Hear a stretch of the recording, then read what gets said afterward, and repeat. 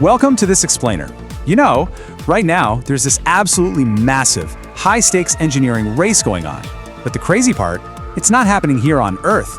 We are talking about the fierce, global rush to launch artificial intelligence data centers directly into outer space. Seriously, some of the wealthiest, most powerful companies and governments are actually building computer server farms destined for orbit.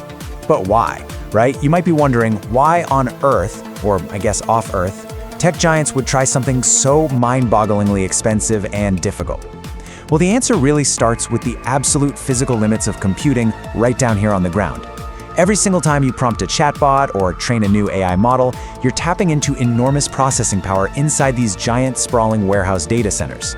And here on Earth, all that massive AI computing demand is basically crashing into three absolute brick walls. First up is electricity. AI is actually projected to consume a staggering 12% of all US power by 2028. Think about that for a second. Second is water. Traditional data centers guzzle over 1 trillion liters annually just to keep their servers cool. And third, there's the land constraint. Local communities are fiercely pushing back against having these massive, noisy, power-hungry campuses built right in their backyards. Section 1. Escaping Earth's AI limits. So, looking up to orbit starts to feel like this utopian escape hatch from all those terrestrial constraints. The absolute biggest advantage of space? Power. If you put a satellite into what's called a dawn-dusk sun-synchronous orbit, meaning it literally rides the exact boundary between Earth's day and night sides, it practically never passes through Earth's shadow. It can soak up essentially unlimited, uninterrupted solar energy 24/7.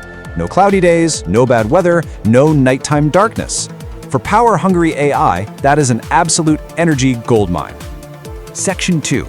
The Great Space Cooling Paradox. But getting all that power introduces the absolute hardest, most counterintuitive engineering problem in this whole field. Okay, so everyone assumes space is freezing, right? So cooling a computer chip up there should be a breeze. Well, actually, it's the exact opposite. Down here on Earth, air and water carry heat away from servers through conduction and convection. But in the vacuum of space, there is no air, there's no water.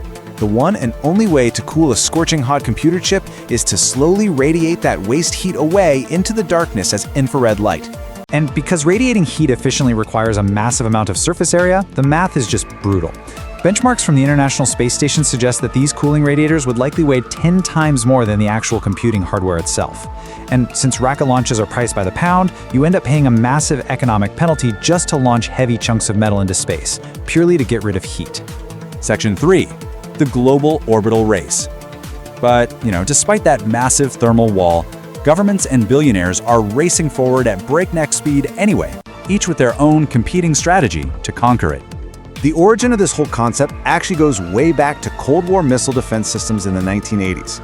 But if we fast forward to 2024, a company named Cloud published this foundational white paper that just lit a match under the commercial race.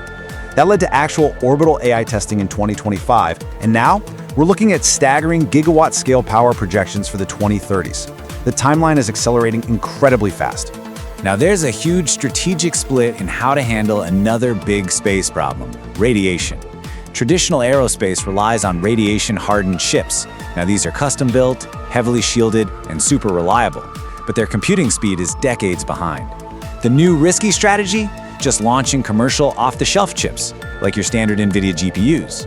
They give you blistering AI speeds, but they're incredibly fragile in space, meaning you have to use clever software workarounds to constantly catch and fix radiation-induced errors on the fly. And Cloud actually proved this commercial chip theory could work back in 2025. They successfully ran a totally standard, unshielded NVIDIA H100 GPU in space. It trained a compact language model entirely on the works of William Shakespeare, all while whipping around the Earth at 28,000 kilometers per hour. It was a massive, historic proof of concept that fundamentally shifted the whole industry's timeline.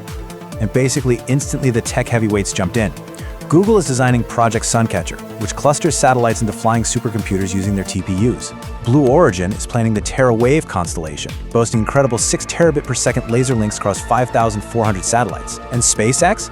They went ahead and filed a genuinely unprecedented regulatory request for up to 1 million AI data center satellites.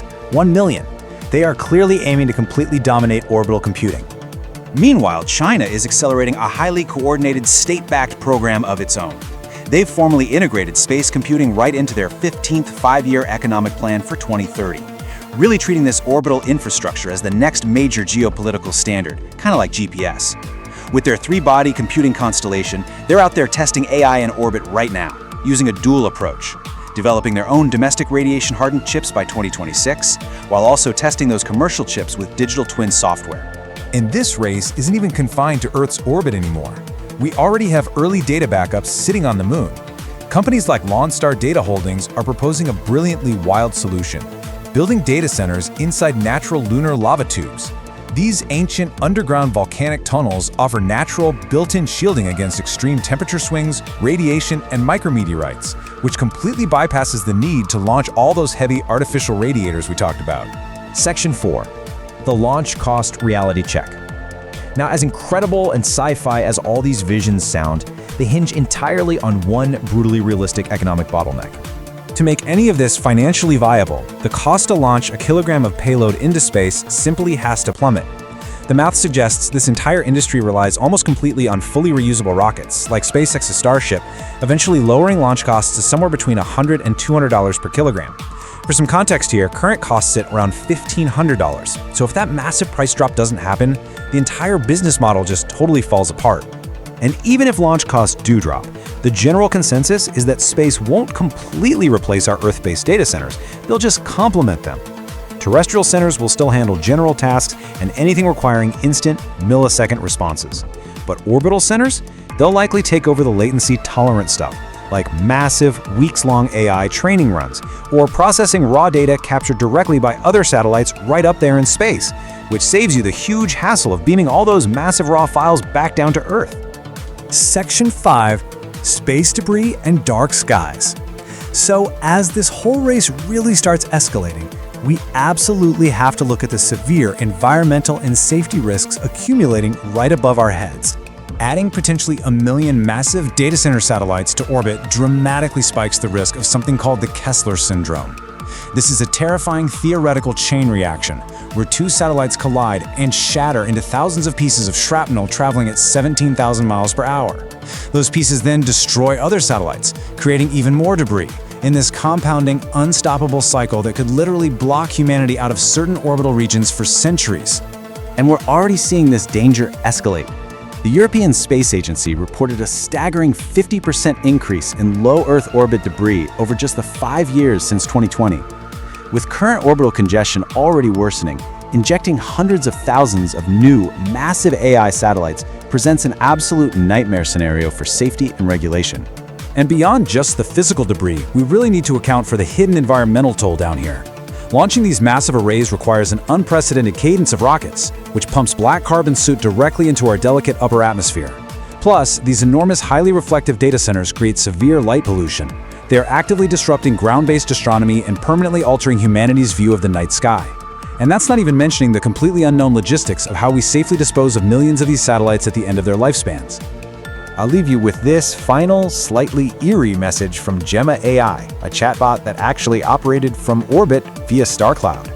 It said, "Greetings, Earthlings," or, as I prefer to think of you, a fascinating collection of blue and green. It's a pretty stark reminder that this whole technology isn't decades away. It is already functioning right now, silently orbiting above our heads. It really leaves us to wonder just how fast this sci-fi future is going to become our everyday reality, and more importantly, whether we are truly prepared for it.